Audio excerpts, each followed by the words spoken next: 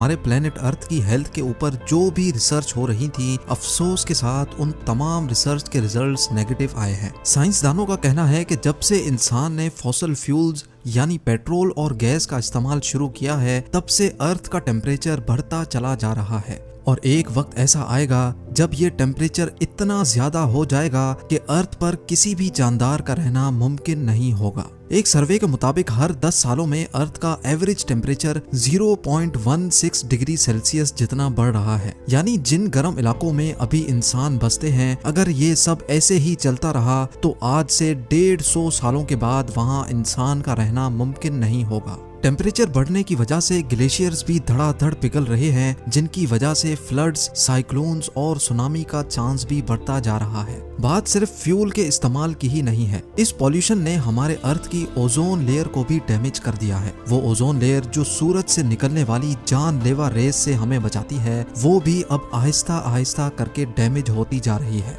यानी एक तरफ पॉल्यूशन से पैदा होने वाली गर्मी और दूसरी तरफ खौफनाक सोलर रेडिएशंस। साइंसदानों को एक बात तो कंफर्म हो चुकी है कि एक ना एक दिन हमारा अर्थ रहने के काबिल नहीं बचेगा और यही वजह है कि हम इंसान अपने लिए एक दूसरा घर यानी एक दूसरा प्लेनेट अभी से ढूंढ रहे हैं।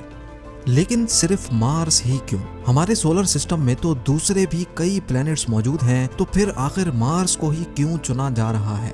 हमारे सोलर सिस्टम में हमारा एक पड़ोसी प्लेनेट वीनस है और दूसरा मार्स। वीनस जो मार्स के मुकाबले में अर्थ से काफी ज्यादा करीब है, लेकिन हम वहां नहीं जा सकते क्योंकि वहां वही सब कुछ है जिससे हम भाग रहे हैं, यानी गर्मी। जी हाँ, वीनस सूरज के गिर चक्कर लगाने वाला दूसरा प्लेनेट है जहाँ गर्मी इतनी शदीद होती है कि लोहे को भी पिघला कर रख दे। दूसरी तरफ हमारा पड़ोसी है मार्स, जो सूरज के गिर चक्कर लगाने वाला चौथा प्लेनेट है। यहाँ वीनस जैसी आग तो नहीं बरसती, पर यहाँ सर्दी अर्थ के आर्कटिक रीजन से भी ज्यादा होती है। सिर्फ कड़ाकेदार सर्दी ही नहीं है जो मार्स पर इंसानों के लिए मुश्किल खड़ी करे, बल्कि ना ही वहाँ ऑक्सीजन है और ना ही पानी, यानी इंसान के जिंदा रहने की बेसिक फैसिलिटीज भी वहां मौजूद नहीं है। ये सारी कंडीशंस जानने के बावजूद भी नासा और इलॉन मस्क के पास आखिर ऐसा क्या प्लान है जिससे वो मार्स पर इंसानों को जिंदा रख सकते हैं।